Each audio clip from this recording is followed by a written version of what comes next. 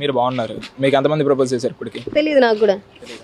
మీరు ఎవరిని లవ్ చేయలేదా? చేయలేదు. ఎవరిని చేయలేదా? చేయలేదు. చేస్తుంటే తెలిసేది.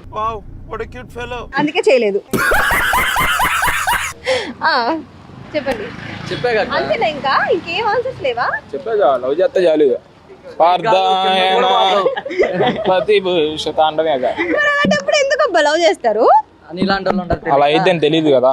అలా అయితే తెలియదు. చాలా మంది చెప్తున్నారు అరే లవ్ చేయమాకరా, వద్దురా మనకి లవ్వులు కొవ్వులు అంటున్నారుగా. ఫస్ట్ బాగానే ఉండిద్ది, ఫస్ట్ మురిపించిద్ది, తర్వాత అరిపించిద్ది. నేను ఎంతమంది అరిపించారు లెక్కలేదు. లెక్కలేదు, అయినా సిగ్గులేదు.